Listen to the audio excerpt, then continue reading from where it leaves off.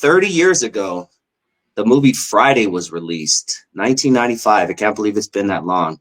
I like to talk about Friday a little bit, of course, because you were so close to Cube, who ended up making this phenomenal movie, not just movie, but franchise. How did you feel when you saw this movie that Ice Cube, someone you basically raised and mentored in the music game, how did you feel when the movie Friday came out? And of course, you had already saw him in Boys in the Hood, but he was an actor. Now he's directing, producing, soundtrack, all of that stuff. How did you feel when you saw that? And I was very proud of the brother, man. In fact, they filmed the movie not far from my house. Doing the filming, you could look up and see all the lights they had. You see the glow from the lights for them shooting the movie. It was right across from Vermont, right on the other side of Vermont. In fact, they have tours over there right now. There's, in fact, if you look on sometime on Facebook, you'll see Miss Parker. Miss Parker will be promoting the tour, selling Miss Parker shorts and some other stuff out there. And she's talking about, can you catch a fade? Yeah, she still catch a fade. We both saw her just a few years ago. You know her personally. We got to get her on the show, Lonzo. Okay, I do that. I give her a call, and she don't mind being called Miss Parker. And I saw her. I think it was last week. They have a tour that goes by there, and they have some cutouts, whatever the case may be, of Ice Cube and Chris Tucker sitting on the porch, and they sell merchandise. And when I saw that movie, man, it was a real movie for that era. It was a real movie for that era. Of course, it had its comedy sketches in it. I never figured out how a nigga he can't get $200, and how when he had one, he didn't give homeboy the one and get back on the other one.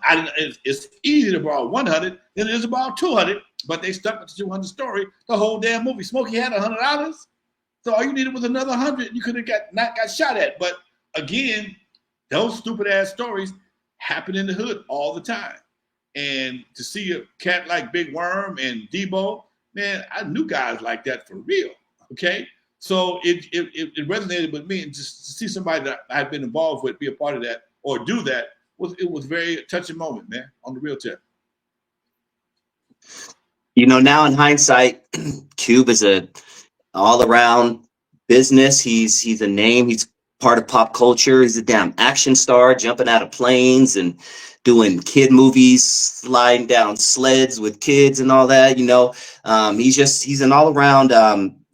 He's a mogul. I know you obviously couldn't predict the future back then, but did you see any of that in Ice Cube back then? Yes and no, because he was always the most inquisitive one of all. He was always trying to get my attention, trying to show me something that at that time I didn't have time to look at. He was 15, 16 years old, okay? Rap was so new that nobody really knew. Well, I can say nobody knew what bad rap was, but it was his style of rapping was unique. And I never heard it before. I couldn't critique it. It's like me trying to critique trap music. I don't know enough about it to critique it. That's not something I'm familiar with. So I didn't pay him the attention that I should have. I did give him opportunities. But again, when it came to being methodical, he probably was one of the most methodical kids around here. He was playful, but he wasn't silly, and that was always a good thing. He was playful, jovial, but not silly. Jinx could be silly, Drake could be silly, but Cube was always, he'd say something smart to your ass, and you laugh, but he always had something clever to say, and it would be funny, and he didn't follow up with no stupid shit. Let me ask you, hypothetical. You have the opportunity to sign only one of these people during the height of their career. Who are you picking? Snoop, Ice Cube, or Tupac? We're talking to a 360 deal right now, right? I mean, you're going to get some money. Let's just say that. Yeah. At the end of the day, it's going to be very beneficial to you. Start thinking like Jerry Heller. If it was to a 360 deal, I'd have to go with Cube. Only because Cube has proven himself on multiple platforms. He's a rapper. He's an actor. He's a movie mogul. He is a sports mogul. Snoop is a great endorser. He's a great sponsor, a spokesperson, and he has probably has a lot of things he's had his hands on. And he does movies, he does music still, but Snoop hasn't penetrated any new arenas other than marijuana. Okay, other than marijuana that I know of. I can only speak on what I know of. Ice Cube created Big Three from scratch. He saw a void and he filled it. He saw a void from June, from the time the championships are over with, to the time like October, November, ain't no basketball.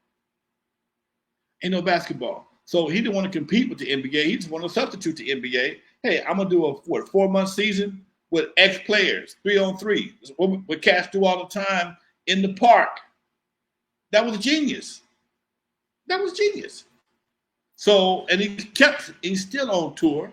He still make movies. So all that right there, man, that's a body of work that you can't beat. Tupac wouldn't have been a bad person if he got away from the gangster life. Snoop, again, he's a great person as well when it comes to getting his money.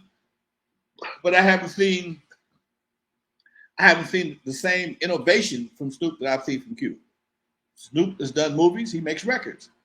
He owns Death Row, but I don't see, from scratch him taking something and building it. It's like you put wheels on an old car or a luxury car, as opposed to building a car from the ground up like Cube did. Okay. All right. So same thing. We're in hypothetical world, Lonzo. You're going into a rap battle, and you can only pick one person to take with you into this battle. One West Coast MC at the height of their career. Who are you taking with you into rap battle? I get a multiple choice or just grab one? Shit, you have to pick one. You have to pick one. I'm gonna take DJ Quick. I'm gonna take DJ Quick. Because he's gonna clown you and make you dance at the same time. He gonna clown you and we gonna party up out there, son, bitch. Our chance of getting shot may be slim and none. Cube gonna make you want to whoop his ass. Tupac gonna make you want to kill him. Okay? Quick is gonna say something funny, go ooh, and we're gonna party right out there, son of a bitch. Okay? That would be the difference. I like that. With Quick, this 8 and said you left out the G because the G ain't in. That bar was ridiculous. I was like, damn, probably the coldest, one of the coldest diss bars. You can't say nothing. You can't say nothing. And the song was banging. The song was banging.